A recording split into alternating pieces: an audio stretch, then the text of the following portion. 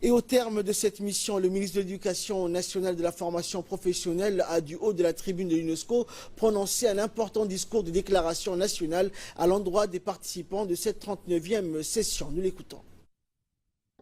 Vous me permettrez tout d'abord, au nom du chef de l'État, son Excellence M. Ismaïl Omar Guelleh, au nom des membres de la délégation djiboutienne et en mon nom propre, de vous exprimer, à l'occasion de la 39e session de la Conférence générale de l'UNESCO, le vœu de succès à l'endroit de toute l'équipe dirigeante et de féliciter et d'encourager tous ceux qui, chaque jour, œuvrent à réaliser l'ambitieux objectif qui vise à construire la paix dans l'esprit des femmes et des hommes à travers l'éducation, la science, la culture et la communication.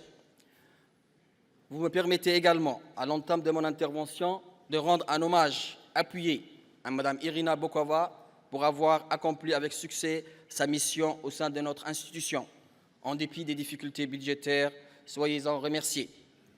Mesdames et Messieurs, la République de Djibouti tient à féliciter de vive voix Mme Azoulay pour sa brillante campagne et son élection.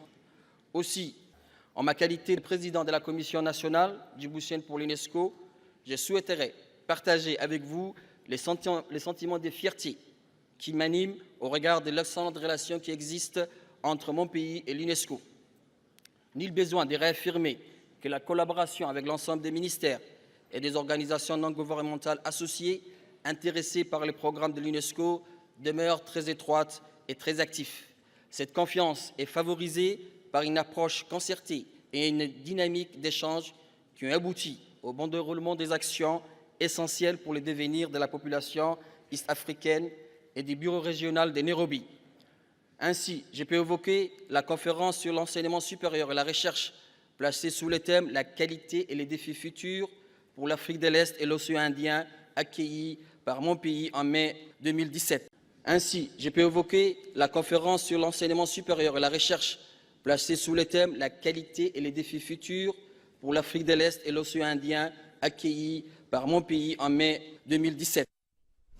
Et poursuivant son intervention, le ministre de l'Éducation nationale a indiqué que Djibouti est au-delà de la sous-région de la Corne de l'Afrique, souffre également des conséquences des conflits dans la région, des risques de l'extrémisme violent, du terrorisme et du fondamentalisme. Nous l'écoutons.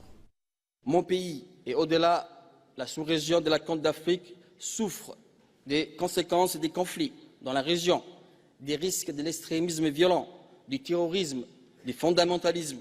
Nous soutenons les actions de promotion de la diversité culturelle, de l'acceptation de l'autre dans ses différences religieuses, culturelles, sociales ou politiques.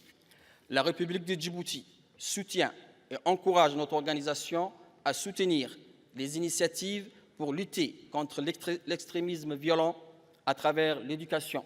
Et ces thématiques méritent bien sûr une attention particulière de notre part. Et il va sans dire qu'on ne peut combattre l'ignorance que par le biais de l'éducation. Mesdames et Messieurs, en cohérence avec l'ODD 4 Éducation 2030, je voudrais fièrement rappeler ici que lors du sommet de l'ONU qui s'est tenu à New York en septembre 2016, le président de la République, son Excellence M. Ismaïl Omar Guelleh, s'est engagé dans une déclaration solennelle à protéger les droits des réfugiés et des migrants, à sauver des vies et à partager les responsabilités du soutien et de l'accueil de ces réfugiés et migrants. Il avait dit en substance, et je le cite, « Donnons aux enfants des réfugiés l'opportunité d'intégrer les systèmes éducatifs djiboutiens ». Ce positionnement courageux et cette volonté si bien affirmée est actée par la promulgation de la loi numéro 159 AN 16, 7e législature portant sur les statuts des réfugiés en République de Djibouti en date du 5 janvier 2017.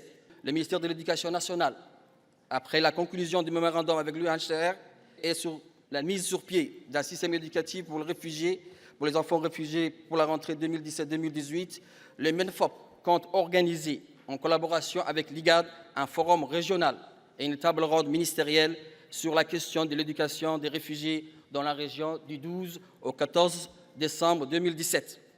Je voudrais terminer mon intervention en soulignant que la République de Djibouti est fière de s'être engagée dans le programme de l'UNESCO et qu'elle demeurera à le faire tant qu'elle se reconnaît pleinement dans ses valeurs, son fonctionnement, ses objectifs